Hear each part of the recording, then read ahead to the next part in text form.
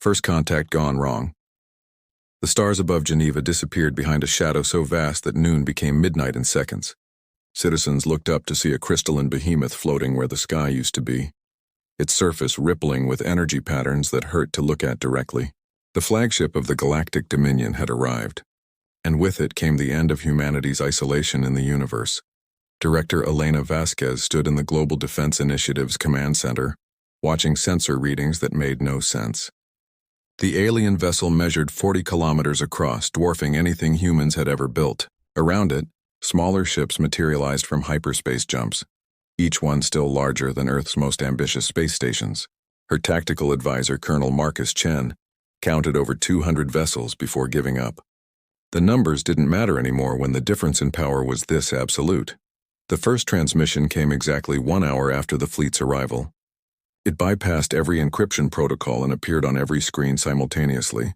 The being that appeared looked like someone had tried to sculpt authority itself from living diamond. Ambassador Thrain of the Galactic Dominion introduced himself with the kind of casual arrogance that came from never having been challenged. His species, the crystalline hegemony, had served as enforcers for the Galactic Council for 10,000 years. They had never lost a war, never failed to bring a species into compliance, and they certainly didn't expect to start failing now. Elena watched as Thrain explained humanity's crimes against galactic law. Apparently, humans had been violating territorial agreements they never knew existed, mining resources from systems already claimed by species they'd never heard of, and worst of all, developing military technology without proper council oversight. The ambassador spoke as if reading a grocery list, completely certain that his words would inspire the appropriate terror and submission. The ultimatum was simple enough that even primitive humans could understand it. Earth had 48 hours to dissolve all military forces, abandon all colonies beyond the solar system, and submit to council supervision. Refusal would result in the complete sterilization of Earth's surface, followed by the systematic hunting of every human in space. Colonel Chen looked at the tactical displays showing the alien fleet's weapon signatures. Each ship carried enough firepower to crack continents. The math was simple and brutal. Earth's entire nuclear arsenal wouldn't scratch the paint on one of their smaller vessels. By every logical measure, humanity should have been drafting surrender documents already. Instead, something extraordinary happened in Geneva's command center. Someone started chuckling. It was Lieutenant Sarah Park, the youngest officer in the room. She tried to stop, covering her mouth with both hands, but the laughter was contagious. Within moments, the entire command center erupted in genuine, bewildered amusement. Elena found herself laughing too, though she couldn't explain why. Maybe it was the absurdity of it all.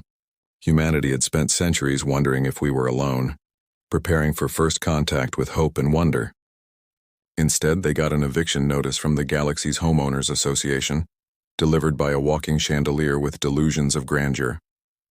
The laughter spread beyond the command center. As news of the ultimatum reached the public, social media exploded with memes and jokes. The hashtag Galactic Karen started trending within minutes, accompanied by photoshopped images of Ambassador Thrain demanding to speak to Earth's manager. President Daniel Rodriguez called an emergency session with world leaders, but even that August gathering couldn't maintain proper solemnity. The Russian president actually snorted when the French prime minister suggested they surrender with style, perhaps with a nice wine selection for their new overlords.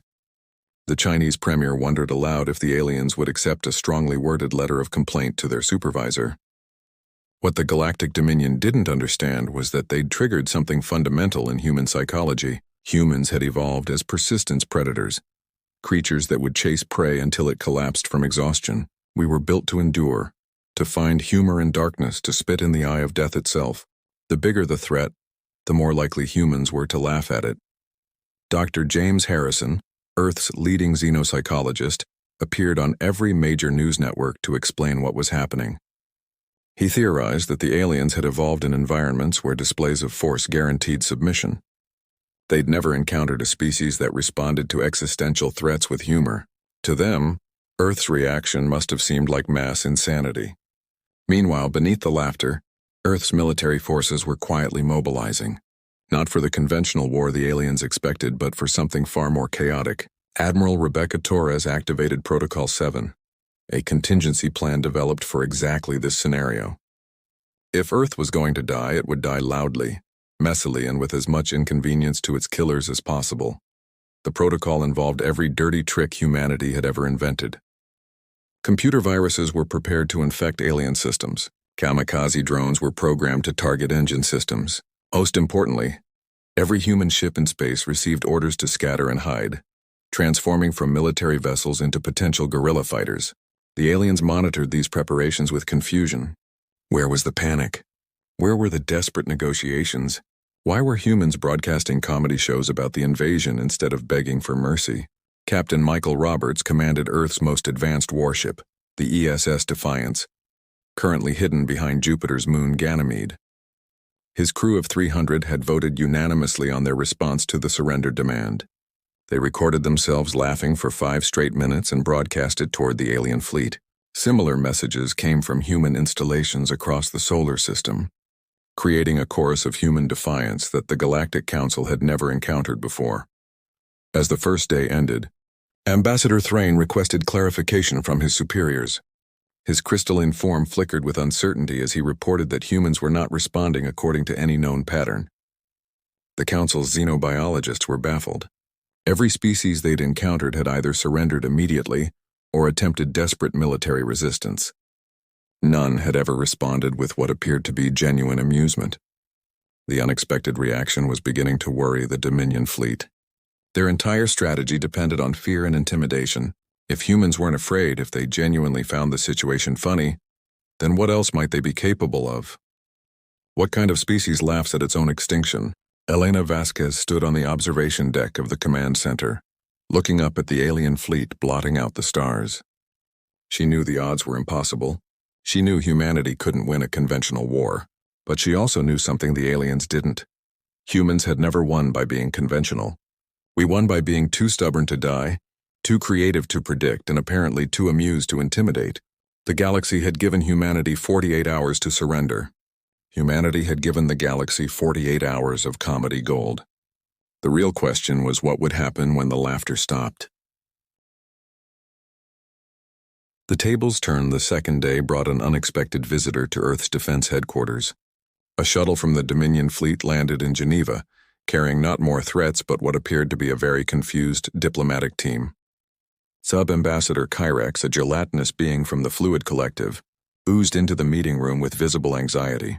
Behind it came strategic analyst Vaughn, whose insectoid features twitched with what humans would later learn was the equivalent of a nervous breakdown. Elena Vasquez met them with her expanded team, including Dr. Harrison and a new addition, Commander Lisa Wong, who headed Earth's Psychological Warfare Division. The PWD was a department that technically didn't exist, specializing in weapons that technically weren't weapons. Lisa had spent the last 24 hours coordinating humanity's most powerful response to the alien threat, organized mockery on a planetary scale. Kyrex began the meeting by admitting something unprecedented in Dominion history. They didn't understand what was happening. In 10,000 years of enforcing council law, they had developed response protocols for every possible reaction. They had plans for military resistance, guerrilla warfare, biological attacks, even suicide runs. They had no protocol for being laughed at. The admission triggered another round of barely suppressed chuckles from the human delegation, which only seemed to disturb the aliens more. Dr. Harrison leaned forward with professional interest. He explained that humans had evolved as social creatures who used humor as both a bonding mechanism and a coping strategy. The more stressful the situation, the more likely humans were to make jokes about it. It was literally written into our DNA, a survival mechanism that had kept our species sane through ice ages, plagues, and world wars. The aliens had threatened humanity with extinction, which in human psychology was Tuesday. Lisa Wong activated a holographic display showing what had been happening across Earth in the last day. Every major city had organized alien costume parties. Comedy clubs were running special invasion-themed shows. Children were selling lemonade with signs reading, "Get your drinks before the galaxy ends us." The sheer normalcy with which humans were treating existential doom was breaking the aliens' understanding of reality. But then Elena revealed something that changed the entire conversation. The laughter wasn't just a coping mechanism.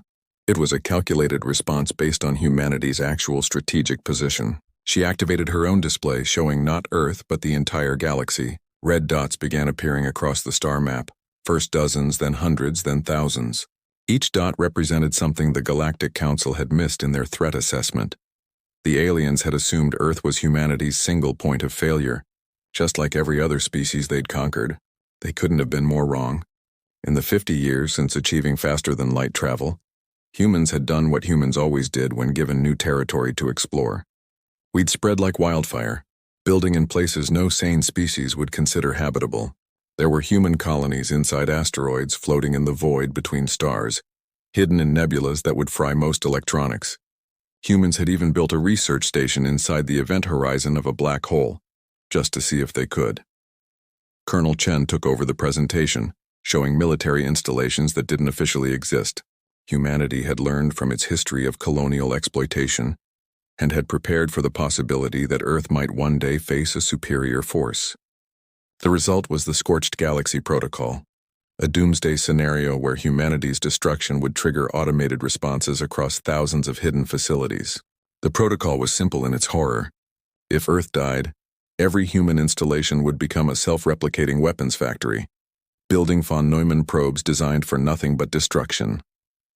They would spread across the galaxy, multiplying exponentially, turning the Galactic Council's victory into a Pyrrhic nightmare that would last millennia. Vaughn's compound eyes widened as it processed the implications. The insectoid analyst ran calculations on its personal device, its limbs moving faster and faster as the numbers got worse. Finally, it looked up and spoke in a clicking voice that the translator struggled with.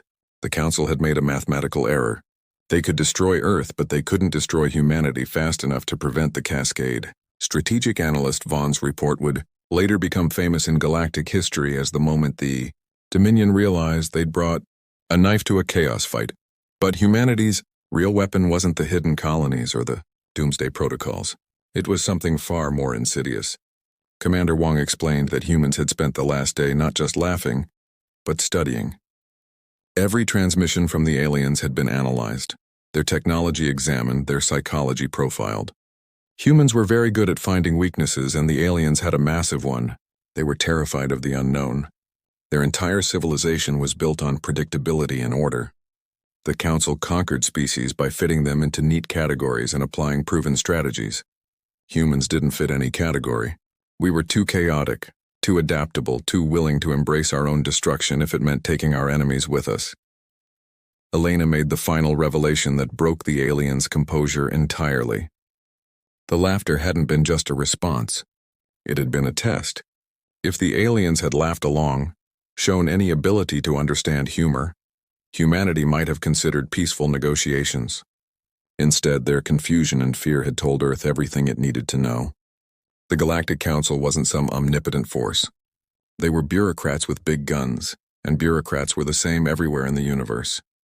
President Rodriguez joined the meeting via secure connection, and his proposal was elegantly simple.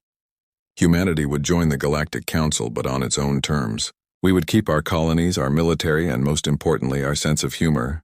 In exchange, we offered the Council something they desperately needed: unpredictability. The galaxy was stagnant, following the same patterns for millennia. Humans would shake things up, bring new ideas, new approaches to old problems. We'd be the Council's wild cards, useful precisely because we couldn't be controlled or predicted. It was either that, or the Council could try to fight a species that turned existential threats into entertainment, and had backup plans for their backup plans. Kyrex and Vaughn looked at each other, communicating in ways humans couldn't perceive. Finally, Kyrex spoke, its fluid form rippling with what might have been resignation.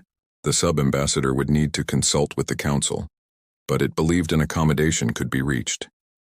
As the alien delegation left, Colonel Chen turned to Elena with a grin. He pointed out that they'd just negotiated humanity's entry into galactic civilization by essentially threatening to be the universe's problem child if we weren't given a seat at the adults' table. Elena laughed, a real laugh this time, not the calculated psychological warfare of the last 2 days. It was absurd, impossible, and completely human. The news of the negotiation spread across Earth, and the laughter evolved into celebration. Humanity hadn't won through superior firepower or advanced technology. We'd won by being too weird to conquer, too spread out to destroy and too amused to intimidate. The galaxy had tried to make humanity kneel, and we'd responded by making the galaxy question its own sanity. Ambassador Thrain's final report to the Galactic Council would become required reading in xenopsychology courses across the galaxy. His crystalline form had lost some of its shine during the 48 hours over Earth, and his recommendation was unprecedented. Humanity should be given full membership immediately, with all rights and privileges, not because they'd earned it, but because the alternative was dealing with humans who had nothing to lose. The Council agreed unanimously, the fastest decision in their 10,000-year history. Earth became the first species to join the Galactic Council, not through surrender or negotiation, but through what historians would later call aggressive amusement. The Dominion fleet left Earth's orbit exactly 48 hours after arriving, technically fulfilling their ultimatum deadline. As they departed, every human ship they passed broadcast the same message, a sound file of laughter, followed by an invitation to Earth's first galactic comedy festival. Within a year, the festival would become the most popular event in Council space, with even Ambassador Thrain attending, and after consuming a questionable amount of Earth alcohol, admitting that the whole invasion had been pretty funny in retrospect.